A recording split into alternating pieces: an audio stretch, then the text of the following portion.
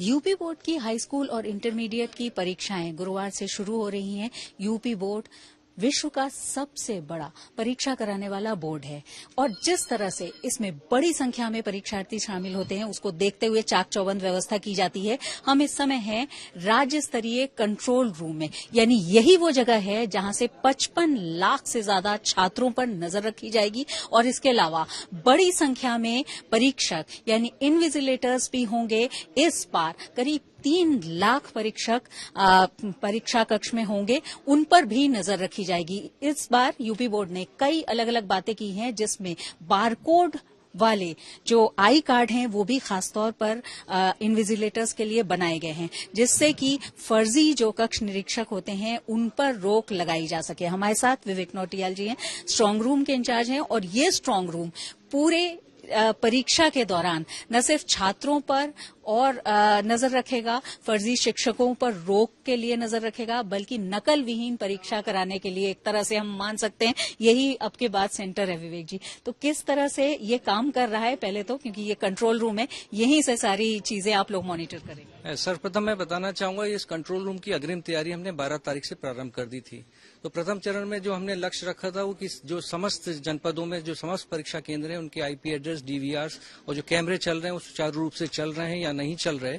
इसके लिए यहाँ हमने ऐसे 56 कंप्यूटर ऑपरेटर्स को नामित किया। साथ साथ हमने 7 मंडल प्रभारी बनाए उनके ऊपर और 2 कंट्रोल रूम प्रभारी बनाए। 12 तारीख से ये नियमित रूप से ये सुनिश्चित करते गए कि केंद्र की सारी अग्रिम तैयारी हो जाए, जिससे कि हम लाइव पीडीए कर सकें। और कल से हमने ये इसका एक ड्राई रन प्रारंभ कर दिया है। इसके लिए हमने पूरे उत्तर प्रदेश में इस राज्य स्तरीय कंट्रोल रूम में 56 कंप्यूटर्स लगाए, जिसमें कि हमने जनपदों के समस्त परीक्षा केंद्र को सम्मिलित करते हुए उसको चेक कर रहे हैं। 7 मंडल प्रभारी लगाए जो कि इन मंडलों के लिए ये सुनिश्चित करेंगे कि ये जो केंद्र की अग्रिम तैयारियां हैं, जो स्ट्रांग रूम की अग्रिम तैयारियां हैं, उसको ये चुस्त दुरुस्त कर लें।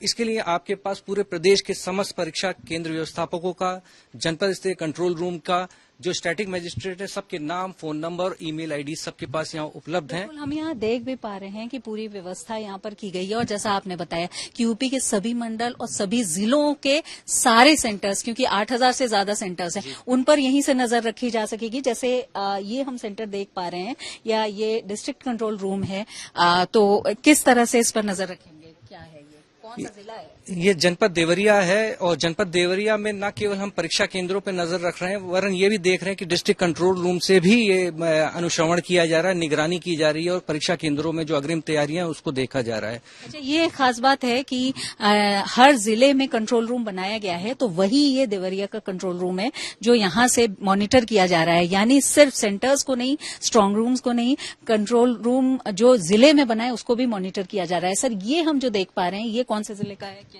ये मैं बताना चाहूंगा कि इस वर्ष हमने जो नवीन कार्य किया है कि गत वर्षों से इसमें जो पृथक बात है ये है कि ये भ्रष्टाचार कक्ष से अलग एक स्ट्रांग रूम बनाया गया है और स्ट्रांग रूम को सब तरफ से सील कर दिया गया है। इसमें 2 अलमारियों की व्यवस्था की गई है और डबल लॉक अलमारियां हैं, जिसमें एक चाबी केंद्र व्यवस्थापक के पास और एक चाबी वाह केंद्र व्यवस्थापक के पास रहेगी।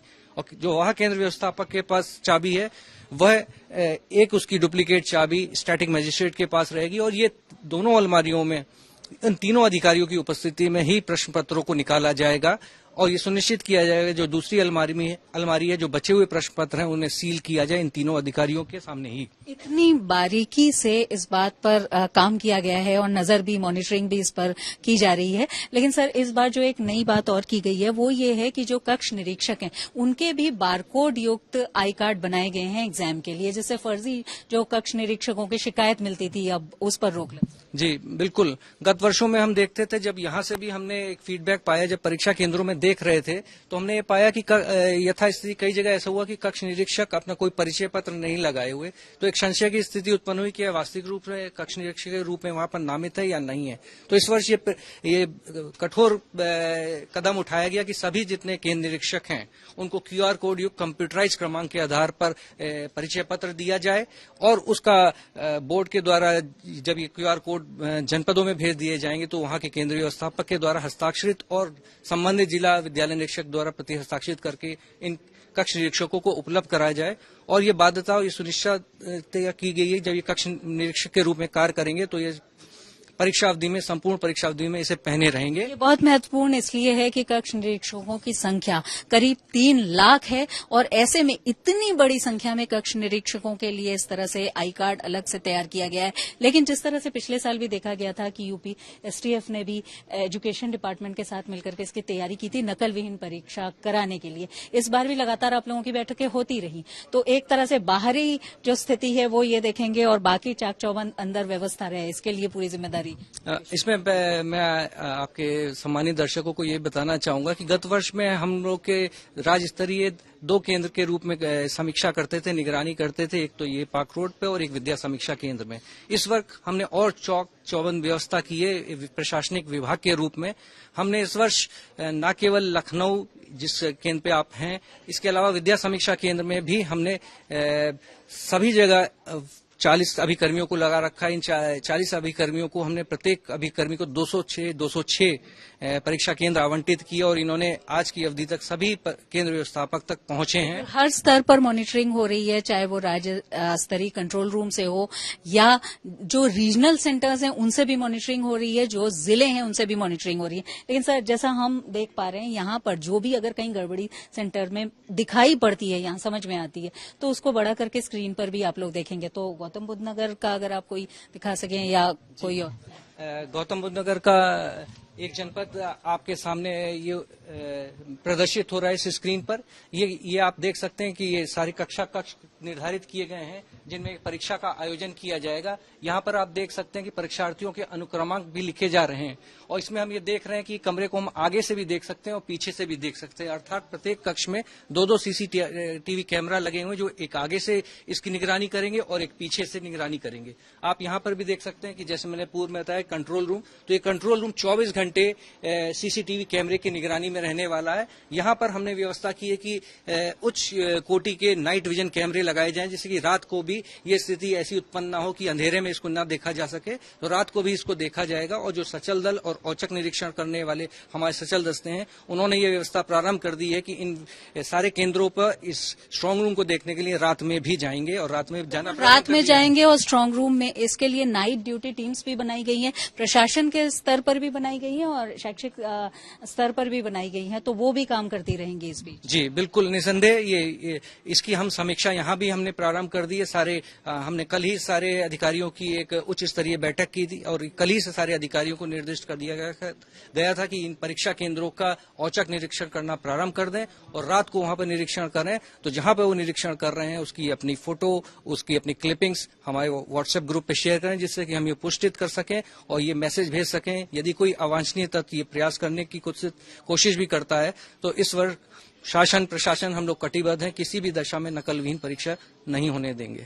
सर, ये जो कंट्रोल रूम है ये आप लोग मॉनिटरिंग तो इससे करते ही हैं, लेकिन साथ ही ये हेल्पलाइन के रूप में भी काम करता है, तो उसकी भी आप लोगों ने तैयारी कर ली है? जी, हमने अपने कार्यालय इस कंट्रोल रूम में सोशल मीडिया के लिए हमने संयुक्त शिक्षा निदेशक, उप शिक्षा निदेशक के अधिकारियों को, उनके सहायकों को नामित किया है। यदि आप ये देख सकती हैं, अगर इसको पैन कर लें तो सोशल मीडिया में Facebook, WhatsApp, x account, helpline phone number पे यहाँ व्यक्ति बैठे हुए हैं, ये सारे हमने प्रदर्शित कर रखे हैं और इसका हम व्यापक प्रचार प्रसार कर रहे हैं। यदि कोई समस्या आती है, को कोई अगर जानकारी सूचना मिलती है तो भी इन सोशल मीडिया के इन किसी भी माध्यम से ये अपने समस्याओं का निदान करने के लिए, जिज्ञासाओं की समाधान करने के लिए यहाँ पर संपर्क कर सकते हैं, जिसका निराकरण करने के लिए एक हमने विस्तृत गाइडलाइन अपने अधिकारियों को दे रखी है। यदि कोई समस्या आती है तो किस तरीके से उसका निराकरण करें और इस निराकरण का अंकन पंजिका में और कंप्यूटर में करें, जिससे कि हम परीक्षा के उपरांत सुनिश्चित करें कि हम हर बच्चे तक, हर अभिभावक तक, हर समस्याग्रस्त व्यक्ति की समस्या को निराकरण करने के लिए पूर्ण प्रयास किया है। सर, छात्रों की तो परीक्षा है, लेकिन आप लोगों के लिए भी चुनौती है, तो बहुत शुभकामनाएं आपको भी परीक्षा के लिए। बहुत बहुत धन्यवाद। आपके माध्यम से बच्चों को कहूंगा इस परीक्षा को उत्सव के रूप में लें, अवसर के रूप में लें, प्रतिभा मेहनत करें और जरूर सफल होंगे जीवन में। हम सभी प्रदेश में आपके माध्यम से भी मिलकर एक अच्छी परीक्षा कराएंगे। धन्यवाद।